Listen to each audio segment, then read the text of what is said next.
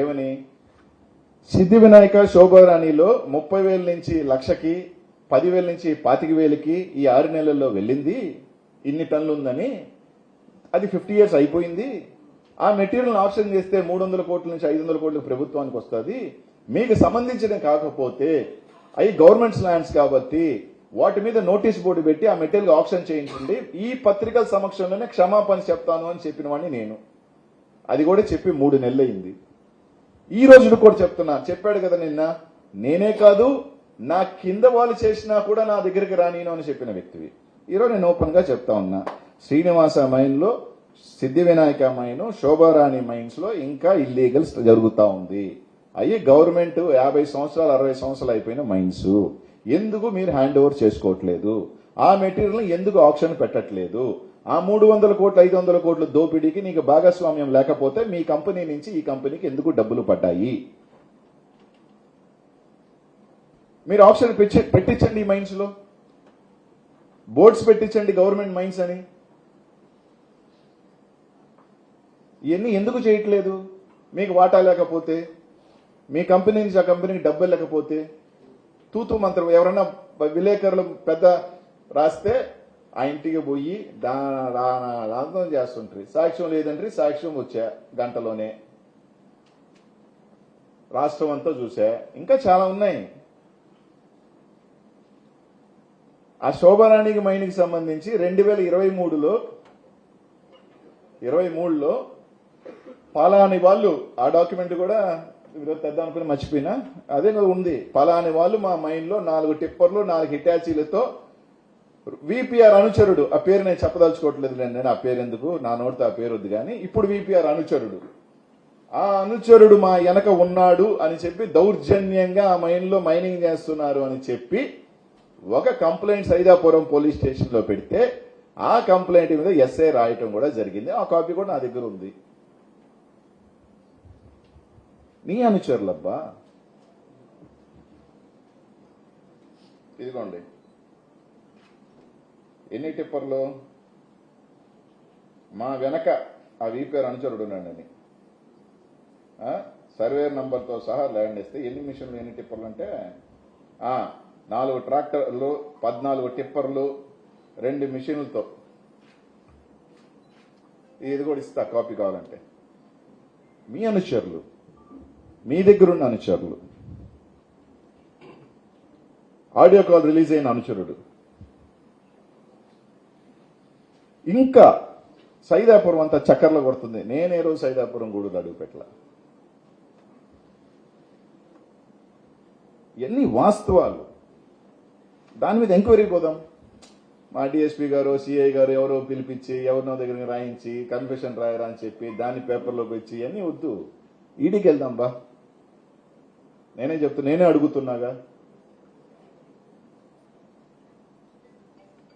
ఇన్ని అవగతవకలు పెట్టుకొని నేను మంచి చేయాలనుకున్నాను. ఇంకోటి బా, నేనేదో సిఎస్ఆర్ ఫండ్ పెట్టి సాయం చేశాడు అని చెప్పాను. దీని మీద కూడా చెప్తా. నాకు 100 రూపాయలు వచ్చింది కంపెనీ పెట్టిన తర్వాత, 30 రూపాయలు ట్యాక్స్ కడతా గవర్నమెంట్కి. యాజ్ పర్ నామ్స్ 2% 1% సిఎస్ఆర్ ఖచ్చితంగా ప్రజలకి ఖర్చు పెట్టాల్సిన బాధ్యత ఆ కంపెనీకి ఉంది. That is a right. ఇప్పుడు నేను 30% ట్యాక్స్ కడుతున్నానని చెప్పి నా డబ్బు ఏంటట ఎగ్గొడితే తంతరు, కేసు కడతారు. అలాగే 2% కూడా ఖర్చు పెట్టాలా? నువ్వు ఖర్చు పెట్టాల్సిన హక్కుని తీసుకొని వచ్చి ఆ డబ్బులను ఒక కంపెనీ ఫౌండేషన్ వేసుకొని దాంట్లో వేసుకొని ఖర్చు పెట్టేసి నేను దానకర్ణుడిని, అది కాక ఏదైతే ఒక రైట్ ఎస్టాబ్లిష్ అయిందో గవర్నమెంట్ నుంచి సిఎస్ఆర్ ఫండ్ ఖర్చు పెట్టాల్సింది కాక నీ ఆదాయంలో ఖర్చు పెట్టుంటే నువ్వు దానకర్ణుడిని చెప్పి ఒప్పుకుంటా నేను. ఇప్పుడు పాప మా డిఎస్ఆర్ కన్స్ట్రక్షన్స్ ఉంది, 60 కోట్లతో హాస్పిటల్ కడుతున్నారని విన్నా. నాకు తెలిసి దాదాపు 100 కోట్లు చారిటీ చేస్తున్నారు వాళ్ళు. అది చారిటీయా సిఎస్ఆర్ ఏదైనా అంటే దాంతో పోలిస్తే నువ్వేం చేయలేదు. 100 వాటర్ ప్లాంట్లు ఇచ్చావు, ఒక చిన్న స్కూల్ పెట్టావు, 300 మంది పెట్టావు. అది కూడా ప్రతి సంవత్సరం నువ్వు ఖచ్చితంగా 7 నుంచి 10 కోట్ల రూపాయలు ఖర్చు పెట్టి తేరాల్సిందే సిఎస్ఆర్ ఫండ్. లేకపోతే నీ మీద కేసు కట్టే పరిస్థితులు ఉంటాయి. అది కాకే నేను ఇంకా మంచి చేయాలనుకుంటున్నాను, నేత్రదానం చేస్తుంది కళ్ళగద్దాలనే. నాకు ఏమీ లేకుండానే 2017లో 1800 నుంచి 2000 మందికి నెల్లూరు నగరంలో కంటి అద్దాలు తీసిచ్చినోని 180 సర్జరీస్ చేయించినోని నేను. గుండె భరోసా ద్వారా ఒక కార్యక్రమాన్ని తీసుకొచ్చి ఆ రోజులో 180 మంది నా దగ్గర ఆ టెస్టింగ్ ద్వారా చేసిన వాళ్ళ వల్ల 3 సంవత్సరాల బిడ్డ దగ్గర నుంచి 10వ క్లాస్ బిడ్డ దాకా ఆ రోజు వాళ్ళకి నాకు హార్ట్ ప్రాబ్లం ఉందని తెలిసి హార్ట్ సర్జరీ దగ్గర చేయించిన వాళ్ళు మేము. ఈ రోజు ఏదో నేను కంటి అద్దాలు ఇస్తాను, నేనేదో పెద్ద వినూత్న కార్యక్రమం తీసుకొస్తాను. ఈ స్టేట్ లో కంటి భరోసా అనే కార్యక్రమం పెట్టి రాజన్న కంటి భరోసాని పెట్టి 2000 మందికి కంటి అద్దాలు ఇచ్చి 180 మంది ఆపరేషన్స్ దగ్గర నుండి చేయించినాను నేను. చాలా అందరూ కూడా ఎక్కడికో దగ్గరికి మాకేం సిఎస్ఆర్ ఫండ్లు లేకపోయినా మంచో చెడో మేము చేసినాం. అబ్బా నీ హక్కుని నువ్వు నా సేవరంగా తెలివిగా ప్రజలకు తెలియదు, పాప అమాయకులకు తెలియదు కాబట్టి దాన్ని ఒక ఫండ్ వేసుకొని విపిఆర్ ఫౌండేషన్ లోకి వేసుకొని వాటర్ ప్లాంట్లు వేసుకొని కొందరు చేత అయిన దేవుడు దాన కర్ణుడు ఏదో కర్ణుడు వచ్చి తప్పులేదు. నీ భజన చేసుకోవడంలో తప్పులేదు, నా గొప్పడు తప్పులేదు, నీ మంచో చెడు నీ ఉంటుంది ఓకే, దేని దాన్ని అడగట్లా. నేను అడిగేదల్లా ఈ వాస్తవాలు కాదా అని. ఆ రోజు మాకు సంబంధమే లేదన్నారు, ఈ రోజు సంబంధం ఎట్టొచ్చింది? 20% మేము లీగలే అంటున్నారు. లీగల్ మైండ్ వాళ్ళ దగ్గర కూడా 20% తీసుకుంటున్న గొప్ప మనుషులయ్యా మీరా? ఎవడన్నా తప్పు చేస్తుంటే వాడి దగ్గర తీసుకున్నాడంటే కూడా అర్థం ఉంది. అన్ని పర్మిషన్స్ ఉండి అన్ని హక్కులు ఉండి మాకు పర్మిషన్ 20% కట్టకపోతే మైన్ ఓపెన్ చేయకుండా కలెక్ట్ చేసిన మహానుభావులు మీరు. ఇది వాస్తవాలు. ఇవన్నీ ఎక్కడికి పోవు.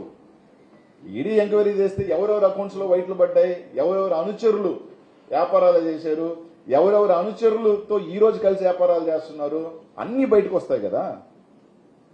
నేను 7,000 తీసుకున్నానని చెప్పారు, ఆ ఇల్లీగల్ 30,000 అంటున్నారు కదా, ఆ 25,000 ఎవరికి అకౌంట్ లో పోయింది, అవి కూడా బయటికి రాని. ప్లాస్టిక్ చేసినోడు తప్పులే, ఇల్లీగల్ గా ఎత్తినోడు తప్పులేదంట. లాస్ట్ తీసుకొచ్చి అనిల్ కుమార్ యాదవ్ మాత్రం 7,000 తీసుకున్నాడు, నా మీద బిగించాలని చూస్తున్నా. కొరవలందరూ ఏమయ్యారా? ఎంక్వైరీ నువ్వు చెప్పి నీ 6 లక్షల టన్నులు ఉంది కదా, అనిల్ యాదవ్ సరే మీరే అంటున్నదాన్ని చెప్తున్నా, అబద్దాన్నే 6 లక్షలు 7,000 తీసుకున్నా, 6 లక్షలు 20,000 తీసుకున్నాడు. ఈడే 6 లక్షలకి 7,000 తీసుకున్నాను అంటున్నారు కదా, 6 లక్షలకి 20,000 తీసుకున్నాడు కూడా. అవి కూడా రాని. ఇప్పుడు 20% తీసుకున్న వాళ్ళు రాని, అందరూ పోదాము, రమ్మని ఎంక్వైరీ చేద్దాము. ఇంతకన్నా ఏం అడుగుతాడు? తర్వాత ప్రశాంత్ అమ్మ గారు నిన్న కూడా 2 మాటలు మాట్లాడారు.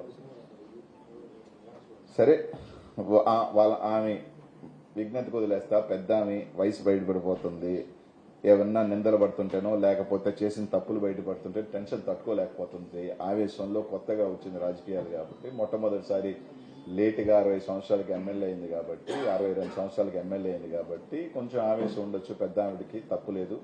నేను కూడా ఆమె బిడ్డలు నాకన్నా పెద్దోళ్ళు ఉన్నారు కాబట్టి పెద్ద ఆవిడే దీవెనలుగా భావిస్తాను. ఏంటి నన్ను సంస్కారవంతంగా ఆమెకున్న సంస్కారవంతమైన పెద్ద ఆవిడకున్న సంస్కారవంతంగా నన్ను దొనపోతని తిట్టినా, వాడు వీడు అని తిట్టినా, నా తల్లి కూడా నన్ను తిడుతుంటుంది, ఎదవా దొనపోత గాడిదే అన్ని తిడుతుంటది. పర్లేదు, నేనేం బాధపడినమ్మా. ఇంకా కావాలంటే తిట్టు. మీరు తీసుకువస్తున్న గొప్ప కంపెనీని ఈ సైంధవుడు ఆపుతున్నాడు, మీకు బాధ ఉంటుంది. 4.5 సంవత్సరాల పాటు ప్రశాంతంగా 20% కమిషన్ దొబ్బేయాల్సింది ఈ సైంధవుడు ఆపేశాడు అన్న బాధ మీ భార్యాభర్తలకు ఉండటంలో తప్పే లేదు. నెలకి 20% చొప్పున బూమింగ్ వస్తుంది కాబట్టి ఒక 20 కోట్లు, 15 కోట్లు, 30 కోట్లు, ఒక 24.5 సంవత్సరం పాటు ఒక 500-600 కోట్లు దండి కొట్టేట నా మీద బాధ ఉండటంలో తప్పు లేదు. ఈ సైంధవుడి మీద నువ్వు బాధ దొన్నపోతుంది తిట్టడంలో నేను తప్పే లేదు. కాబట్టి తప్పులేదు, పడతాను. కానీ నేను చెప్పినట్టుగా మాత్రం సమాధానాలు చెప్పండి. నువ్వు అడిగిందే చెప్తున్నా. మా మీద విమర్శ చేస్తే మేము సమాధానాలు చెప్పుకుంటాం. ఇంకొకటి, నాకు దైవ భక్తి ఉంది, ఆ దేవుడు చూసుకుంటాడు అని చెప్పాడు. చాలా మందికి తెలుసో లేదో, అత్యంత శివభక్తుడు ఎవరు? సీతమ్మ వారిని అపహరించుకోబోయిన రావణాసురుడే అతి పెద్ద శివభక్తుడయ్యా. అవునా కాదా సార్? నాకు తెలిసి కరెక్ట్ చేయొచ్చు నేను తప్పు అయింటే. నాకు తెలిసి పరమ శివభక్తుడు ఎవరు అంటే రావణాసురుడే.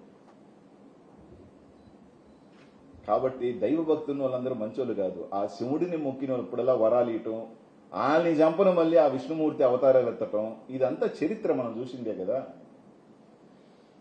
రాక్షసులందరూ కూడా శివుణ్ణి వరాలు అడగటం, పాపం ఆ శివుడు నా భక్తులే కదా అని వరాలు ఇవ్వటం, ఆ వరాలు తీసుకొని ఆ ప్రజల్ని చంపతుంటే మళ్ళీ విష్ణుమూర్తి ఇంకొక అవతారం ఎత్తి చంపటం అనేది మనం చూసిన చరిత్రలు ఇవన్నీ.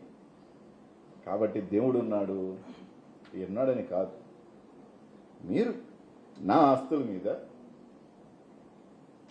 ఎవరెవరో చేత, నాకు తెలుసు ఆయన కూడా ఏడున్నాయి, నాకు తెలుసు ఏడున్నాయి, నీకు తెలుసో నాకు తెలుసో ఆ సిట్టింగ్ జడ్జిని వేసేస్తే ప్రజలకు తెలుస్తాయి. నాకు కూడా చాలా ఇబ్బంది అయిపోతుంది. వీళ్ళు 500 1000 కోట్లు ఉండగా నా దగ్గరికి సాయం అడిగేవాడు వచ్చి ఆ మనసులో 500 1000 ఉందని అన్న ఒక 5 లక్షలు ఇవ్వు 10 లక్షలు అంటే మనం ఎత్తిపోయి ఉంటే ఆ 5 లక్షలు ఇవ్వు అని చెప్తుంటే ఎవడు అలిగిపోతున్నాడు. నాకు చాలా ఇబ్బందికరంగా ఉంది సార్. చెప్పుకోవాలంటే బాధ. అందరికీ ఒప్పించాల్సిన ప్రయత్నం నేను చేయలేను. రకరకాలు ఉంటాయి. ఎందుకంటే రాముడు ఉన్నప్పుడు రావణాసురుడు ఉంటాడు, రావణాసురుడు ఉన్నప్పుడు రాముడు ఉంటాడు. కాబట్టి నా మీద తెలుగుదేశం వాళ్ళు రాసుకోవడంలో తప్పు లేదు. తెలుగుదేశం కార్యకర్తలు కానీ లేకపోతే జనసేన నాయకులు కానీ నా మీద పోస్టులు పెట్టడంలో తప్పు లేదు, కామెంట్లు పెట్టుకోవడంలో తప్పు లేదు.